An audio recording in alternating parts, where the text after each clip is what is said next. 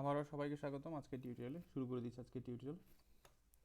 তো বরাবর মতো আবার আপনাদের সামনে হাজির হয়েছি নতুন একটি সিরিজ নিয়ে, যেটা হচ্ছে .NET 6 API।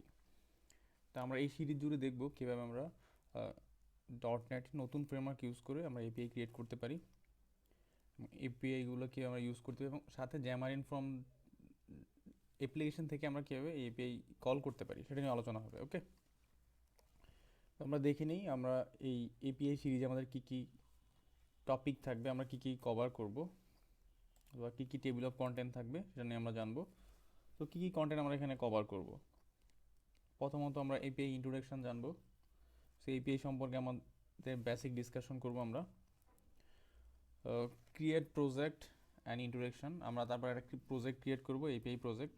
অলরেডি যারা ক্রিয়েট করছেন ফাইন, আর যারা ক্রিয়েট করে নাই তারা সাথেই থাকবেন, এবং স্টেপ বাই স্টেপ আমি দেখাবো কীভাবে এপিআই প্রজেক্ট ক্রিয়েট করতে হয়। দেন আমরা জানবো এপিআই প্রজেক্টের ফোল্ডার স্ট্রাকচার সম্পর্কে। সো এপিআই প্রজেক্টের কোন ফোল্ডারে কি থাকে এবং কোন কোন ফোল্ডারগুলোতে কীভাবে ফাইল থাকে, তো সেই সব সম্পর্কে আমরা আলোচনা করব। Then call API using Postman and Swagger, তা আমরা কীভাবে পোস্টম্যান ইউজ করতে পারি। সো আমরা যে এপিআইগুলো লিখবো সেই এপিআইগুলো আমরা কীভাবে কল করতে পারি পোস্টম্যান থেকে এবং সোয়াগার থেকে, সেটা নিয়ে আলোচনা করব।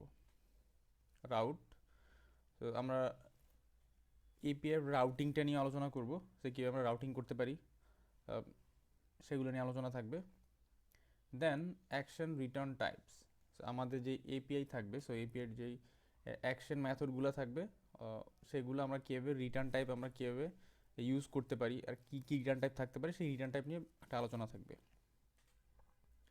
দেন কাস্টম রিটার্ন টাইপ, সো আমরা চাইলে এই রিটার্ন টাইপটাকে আমাদের মতো করে কাস্টম করে নিতে পারবো। তো কীভাবে কাস্টম রিটার্ন টাইপ ইউজ করা যায় অথবা কাস্টম রিটার্ন টাইপ ইমপ্লিমেন্ট করা যায় সেটা নিয়ে আলোচনা থাকবে। দেন খুব মোস্ট ইম্পর্টেন্ট একটা topic, sorting, filtering, paging. So আমরা যখন এপিআইতে ডাটা গেট করব কল করে অথবা ডাটা ফেচ করব, তখন আমরা সেখানে শর্টিংয়ের ব্যাপারটা চলে আসবে, আমরা কীভাবে ডাটা শর্টিং করে দিতে পারি, এবং ফিল্টারিং যদি হয় কোনো কিছু সার্চ দিল সেই সার্চের থ্রুতে আমরা ডাটা দিব সেটা কীভাবে করতে পারি, এবং পেজিং, সো পেজিনেশনটাও আমরা কীভাবে নিয়ে আসতে পারি। ওকে, দেন এপিআই ভার্সনিং নিয়ে আলোচনা করব, আমরা জানবো এপিআই ভার্সনিং কীভাবে ম্যানেজ করতে হয়।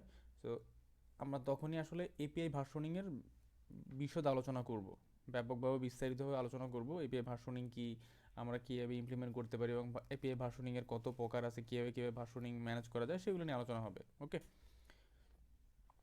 দেন মিনিমাল এপিআই, তো আমরা কীভাবে মিনিমাল এপিআই লিখতে পারি অথবা মিনিমাল এপিআই ইউজ করতে পারি সেটা নিয়ে আলোচনা থাকবে।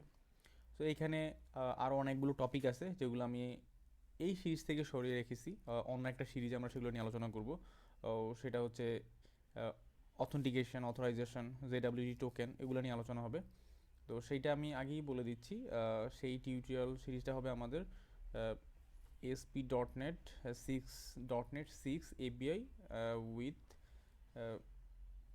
রিয়েক্ট অ্যান্ড জ্যামারিন ফ্রম, যেটা হচ্ছে একটা ই কমার্স সাইট, যেটা অলরেডি আমি একটা ই কমার্স সাইট দেখিয়েছিলাম একটা টিউটোরিয়াল। সো আমরা সেম একটা টিউটোরিয়াল আমরা ASP.NET API, জ্যামারিন ফ্রম এবং রিয়েক্টে আমরা ট্রাই করব। ওকে, তো আমাদের এই সিরিজে এই ছিল আমাদের আলোচনা, আমরা এই টপিকগুলো নিয়ে আলোচনা করব। তো এই টপিকগুলো আমরা কমপ্লিট করার পর আমরা জ্যামারিন ফ্রম থেকে আমরা এই আমাদের বানানো এপিআইগুলো আমরা কল করব। ওকে, তো এই ছিল এই টিউটোরিয়ালে। তো পরবর্তী টিউটোরিয়াল আমরা শুরু করে দিব আমাদের নেক্সট এপিসোড। সে পর্যন্ত ভালো থাকবেন, সাথেই থাকবেন। আল্লাহ হাফেজ।